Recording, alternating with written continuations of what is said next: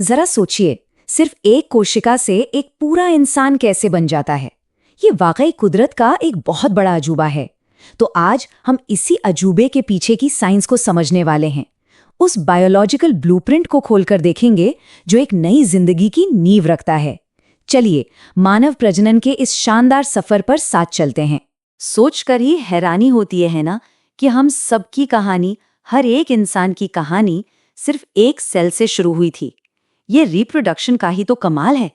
आज हम इस जटिल मगर खूबसूरत प्रक्रिया के हर एक पहलू को परत दर परत समझने की कोशिश करेंगे। अच्छा, इससे पहले कि हम अंदर की मशीनरी को समझें, आइए इस पूरे सफर का एक रोड मैप देख लेते हैं।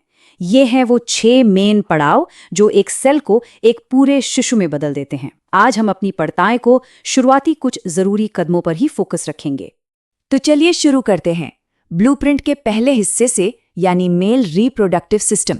इसे एक हाईटेक फैक्ट्री की तरह समझिए जिसका एक ही काम है, जिंदगी के लिए जरूरी जेनेटिक कोड का आधा हिस्सा तैयार करना। तो ये पूरा सिस्टम शरीर के पेल्विक रीजन में, मतलब श्रोणी क्षेत्र में, बड़े सुरक्षित तरीके से मौजूद होता है। इसमें कई सारे हिस्से हैं और हर हिस्से का अपना एक खास काम है, बिल्कुल एक बढ़िया मशीन के पुर्जों की तरह। सबसे पहले बात करते हैं स्क्रोटम यानी वृषणकोश की।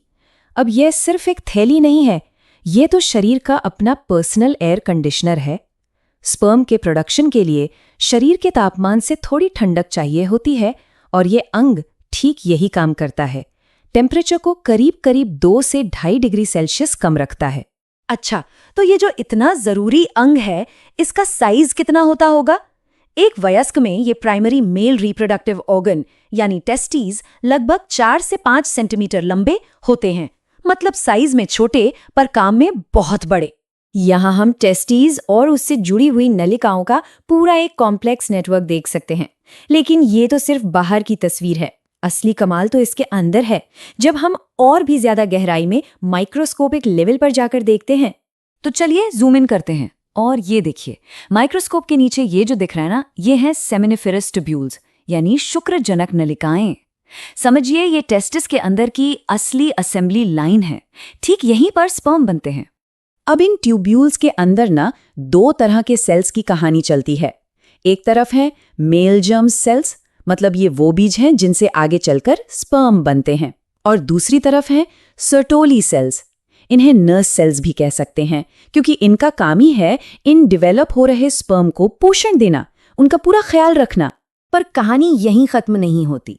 इन ट्यूब्यूल्स के बाहर भी कुछ जरूरी सेल्स हैं, लिडिग सेल्स। इन्हें आप एक तरह की हार्मोन फैक्ट्री समझ सकते हैं। इनका काम है एंड्रोजन बनाना, यानी मेल हार्मोन्स जो इस पूरे सिस्टम को चलाने वाले फ्यूल की तरह हैं। तो ब्लूप्रिंट का एक हिस्सा तो हमने देख लिया, अब बारी है दूसरे हिस्से की। चलिए अब चलते हैं फीमेल रिप्रोडक्टिव सिस्टम की एक पैरेलल और उतनी ही दिलचस्प यात्रा पर। मेल सिस्टम की ही तरह फीमेल रिप्रोडक्टिव सिस्टम भी पेल्विक रीजन में ही होता है। यहाँ पर ओवरीज, यूटेरस और दूसरे जरूरी अंग मिलकर एक ऐसा सिस्टम बनाते हैं जिसे खास तौर पर एक नई जिंदगी को पालने पोसने के लिए डिजाइन किया गया है। और यहाँ जो प्राइमरी ऑर्गन है वो है ओवरी यानी अंडाशय। इसकी लंबाई करीब 2 से 4 सेंटीमीटर होती है, मतलब मेल टेस्टिस से थोड़ा छोटा, लेकिन इसका काम उतना ही बड़ा और जरूरी है। ओवरीज का रोल सिंगल नहीं बल्कि ड्यूअल है। एक तो ये फीमेल गैमीट यानी एग या ओवम बनाती हैं, और दूसरा ये वो जरूरी स्टेरॉइड हार्मोन्स भी बनाती हैं जो पूरे मेंस्ट्रुअल साइकिल को एक ऑर्केस्ट्रा की तरह कंट्रोल करते हैं। तो जब ओवरी से एग रिलीज होता है तो वो एक बहुत ही जरूरी सफर पर निकलता है। उसका रास्ता होता है फेलोपियन ट्यूब से होते हुए यूटेरस की तरफ, जहां फर्टिलाइजेशन के लिए सही माहौल मिल सकता है। और इस नाजुक से एग को पकड़ने के लिए एक खास स्ट्रक्चर है, फिम्ब्रिया यानी झालर। ये फेलोपियन ट्यूब के आखिर में उंगलियों जैसी रचनाएं होती हैं। इनका काम बिल्कुल एक कैचर के ग्लव जैसा होता है, जो ओव्यूलेशन के बाद एग को कलेक्ट करके सही रास्ते पर भेजती हैं। एग की इस यात्रा की जो मंजिल हो सकती है वो है यूटेरस, जिसे आम भाषा में गर्भ या कोक भी कहते हैं। इसका शेप एक उल्टे नाशपाती जैसा होता है और यही वो जगह है जो डेवलप होते एम्ब्रियो के लिए एक महफूज घर का काम करती है। और यूट्रस की दीवार कोई आम दीवार नहीं है, ये तो 3 लेयर्स का एक कमाल का स्ट्रक्चर है। सबसे बाहर की पतली लेयर है पेरीमेट्रियम, जो प्रोटेक्शन देती है।